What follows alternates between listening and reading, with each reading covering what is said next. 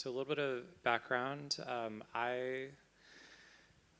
This talk came out of some research that I was doing with Other Internet, an applied research group that I work with. And it kind of started with an investigation into networked public goods and kind of found its way into privacy. So it's going to take a little while to kind of loop back around to privacy. But hopefully this will kind of clarify a few things for you. So yeah, when we were looking into public goods on the internet,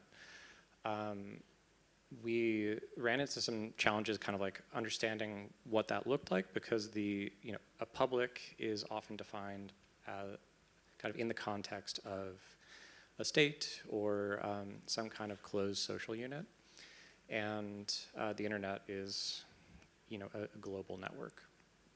And the kind of understanding that we came to, the kind of proposition that we put forward is that, first of all, digital public goods are kind of scale through these network effects, and they are kind of unique to specific subcultures that live on the internet. So we kind of put forward this notion of a solidarity economy that's composed of these discrete network sovereignties, and what this architecture kind of avoids is this hegemonic trap of having to define a singular good that for the entire internet, for the entire globe.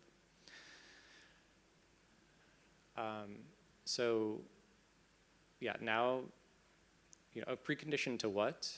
Basically, I'm going to kind of argue for or try to theorize this notion of collective self-determination. There's kind of two pieces that I'm going to go into: accountability and sovereignty. So sovereignty is supreme authority within some territory. Territory is basically able to define a boundary and address a subject without actually naming them. And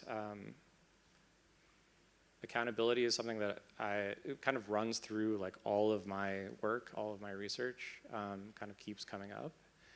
And what I've come to understand about accountability is it's basically a control mechanism. It is a way of exerting proxy control over a delegated party. There are two kind of self-reinforcing components of accountability. Answerability, which basically gives visibility over action, and enforcement, which we all understand. And these kind of feed into one another. So through enforcement, you can compel answerability, and through answerability, you can justify the use of force. So I'm going to talk a bit about sovereignty. So sovereignty is, there's kind of multiple facets of sovereignty. I'm going to talk about external and internal sovereignty. So external sovereignty is freedom from outside influence. Basically, it defines a boundary between inside and outside. So one thing that people maybe don't necessarily realize when they first think of sovereignty is that recognition is actually the first kind of element of sovereignty. One individual needs to recognize a third party in order for them to, in order for a boundary to be respected. So geographic boundary or some other kind of right. Yeah, you kind of start this consensual loop by legitimizing a third party through recognition. It's a mutual process. And then the way that two entities then start to engage one another is after legitimizing one another, kind of recognizing that their existence and the kind of boundary of this, in this case, a state, they can then consent to engage in some kind of arrangement. So this could be a trade agreement, or it could be a kind of free border, or whatever. So consent is actually one of the kind of primary logics in which sovereign entities interact with one another. And this is because there's no kind of outside authority that you can call to.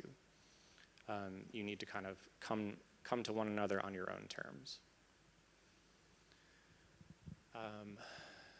What you do have is peers. So third-party states often hold parties accountable just by kind of having visibility into the arrangement itself. So if one state kind of breaks a trade agreement, it kind of indicates that they're going to be less trustworthy in the future. So being kind of answerable to these kind of future diplomatic expectations is an important component in kind of holding this whole regulatory system together.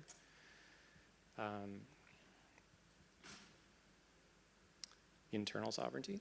So internal sovereignty refers to the scope of control within a geographic boundary. So what does the control regime look like within a state in this case? Again, recognition is kind of the first step towards internal sovereignty. And it's kind of constitutive of the social contract. So confirming, basically the people legitimize a state by recognizing statehood. You know, this is a legitimate government. And a state recognizes the people by bestowing citizenship. And again, it's not often like spoken explicitly, but this naming process, the recognition of statehood, the recognition of people is absolutely critical to holding the system together. And you can kind of manipulate the regime of control by manipulating how you deem who is recognized as a citizen, for instance. So this is why voter regulation or kind of controlling who is able to participate in the voting process is so important.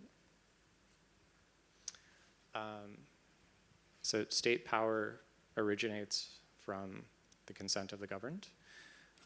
After you've kind of gone through this process of legitimation, you have a foundation for engaging in a consensual or coercive relationship with the entity that you're interacting with, in this case, a state again.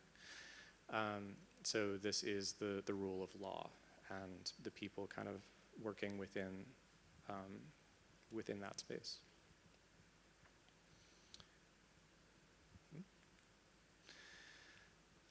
Importantly, exceptions to the rule are really what determine who ultimately has control in the system. So if you are able to kind of circumvent the traditional process of governance and the regime of control, you are now the kind of sovereign authority. And this is why kind of at the bottom here you see representation is ultimately enforced through credible threat of revolt. If the people do not have the ability to have ultimate say over what the kind of designated state actor is, then you end up having a kind of runaway regime where the people no longer have control. So really understanding the kind of dynamics of exception, who has the ability to control under these extreme conditions is absolutely important for understanding who has sovereignty.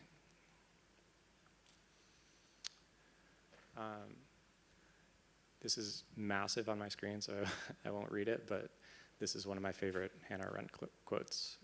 Basically indicates, point I want to kind of bring up here is that her conception of power is very interesting. It really says that power can kind of only be bestowed by third parties. So we kind of gain power through others' consensual. It flows through others, so we gain power by others giving it to us. If you're going to exert control coercively, this is authority without power. So, yeah, just to kind of turn this into a 2x2. Collective self-determination, so really the kind of end goal that we're trying to achieve here, requires both sovereignty and accountability. If you only have one, then you're either in, you're either in a tyranny. You don't have any accountability, but you have a sovereign entity. It's kind of a monarch scenario, or you're relying on a kind of outside regime of control in order for your accountability construct to exist. So in order to have this kind of self-determination, you are in control of the system, people are in control of the system, and to have that kind of independently, have that control derive through independent voice, you need both of these together.